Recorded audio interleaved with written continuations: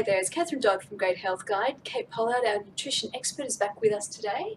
So Kate is an accredited practicing dietitian. She's based in the Centre for Integrative Health in Brisbane. Kate, welcome back. Thank you, Catherine. Now, Kate, some of our viewers have been asking about reading labels. So can you give us some tips on what we should look out for when we're shopping?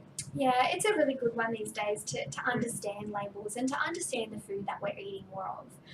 My first tip would be, as much as we can, get away from foods in package. Sure.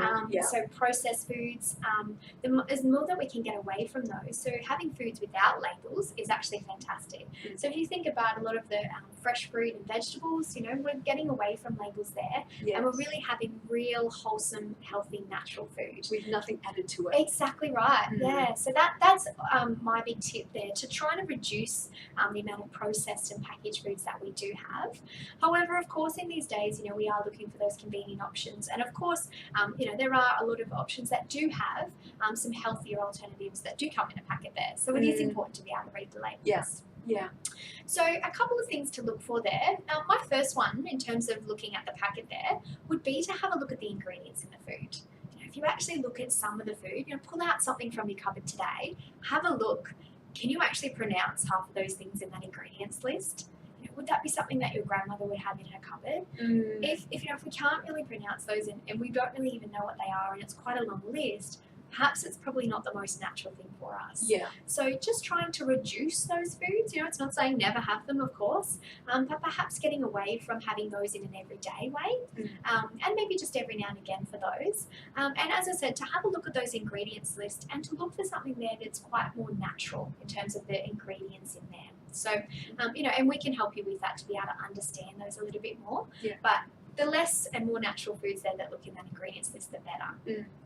Then you've got, so on the front, if you think about it, the aim of a product is to sell. Okay, they're after just to sell their product.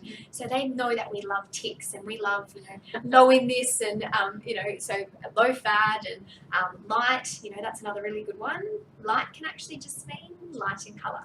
Yeah, doesn't necessarily mean light in fat or, yeah, so that's it. You know, there's a lot of key parts to look for because they are often just trying to sell their product. That's what they're doing. So to be able to understand food and to be able to get the most out of that product, it's great to be able to turn around and look at the nutrition information panel. That's where you can really see what nutrients make up that food and where you're getting your energy from. So the three main macronutrients there that you'll see on the product are carbohydrates, fats, and protein. Right. And that's where that energy is made up from. So when you see the total energy, it's from those ones there. Right. So when we're looking at a nutrition information panel, it's really good to understand where the nutrients are coming from in your food, which you can see from that panel. Now, the answer there depends for every single person, depending on your health levels, depending on your energy levels, of course. You know, we need to match those particular individual requirements. And that's why it's so important not to just follow what, you know, the next celebrity's doing or so-and-so down the road did. You know, it really is, nutrition, it really is an individual requirement and what actually helps you in terms of the amounts. Yeah. So that's the key part there too. However, looking for foods that are lower in saturated fats and sugars, so really those refined sugars, looking to reduce those in your foods and to really get more nourishment and satisfying. So if you're looking to stay nice and full from your foods, I'd recommend to have to look for foods that are higher in terms of fibre and as well as protein. You know, we don't need to go overboard with protein, which we sometimes do, but looking for foods that are higher in fibre, because that's a lot of the goodness there that will help you to keep nice and satisfied from your meal. Yeah. And as I said, lowering that sugar and salt. So, you know, there are a couple of good ones there too. Fantastic. So some tips there. Kate is not saying don't have processed food because this is real life and we will be having some processed foods. If we do go for processed foods, so the things we're looking for are the protein levels, carbohydrates, and fat levels, those sort of things. So, and then the higher the protein and the higher the fibre, the better. So, and I think a really cool thing you did mention is like on the front of the packet, if there are like lots of ticks and we don't have this and we do have that, always turn it over on the back and see how many ingredients there are.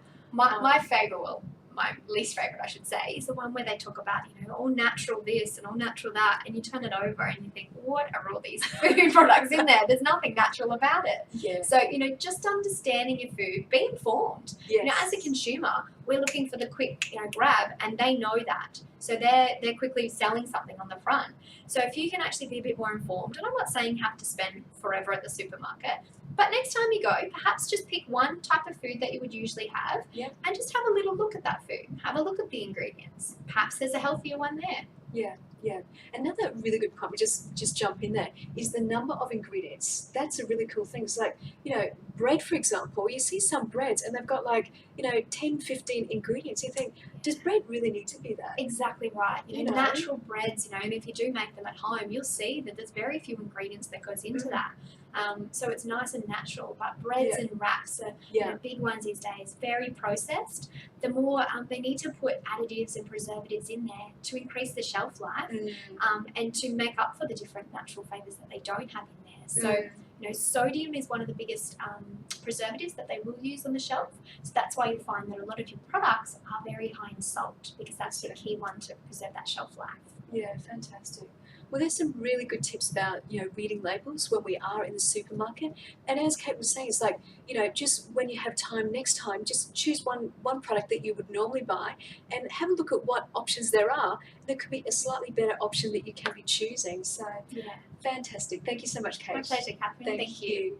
We hope you enjoyed the production from Great Health Alliance Great Health Guide today. Any information made available on Great Health Guide, Great Health Alliance, or from Antalya Developments Proprietary Limited or Catherine Dodd is made available for interest purposes only. The topics chosen are topics of interest, and the content of the information only forms part of a public dialogue, exchange in relation to each topic. The purpose of making this information available is to stimulate research, discussion, and debate. Readers and listeners are encouraged to undertake their own research and consult with professional advisors to explore the metes and bounds of the topics discussed. As a consequence of the above and in any event, the information made available is not intended to be a substitute for professional medical advice, diagnosis or treatment. Readers and listeners and all people should seek the advice of a qualified health provider with any questions regarding a potential or actual medical condition or the proposed use of or decision not to use any particular product. Viewers should not regard professional medical advice or delay in seeking it at any time, including because of the content of any information made available here. The information should only be used, if at all, as a primer for viewers to decide whether the topic or topics is or are of interest, and if of interest, to consider whether to research them further and consult professional advisors about them. The views expressed are the views of the interviewees only. Antalya Development Proprietary Limited does not warrant, guarantee, or make any representation regarding the accuracy, veracity, adequacy, reliability, completeness or timelines of any information available on or arising in relation to the Great Health Guide, the Great Health Alliance, or from Antalya Developments or Catherine Dodd, or that it is suitable for any use other than for that described above. Neither Antalya Developments Proprietary Limited nor Catherine Dodd endorses the views of any contributors to or interviewees of Great Health Guide and Great Health Alliance.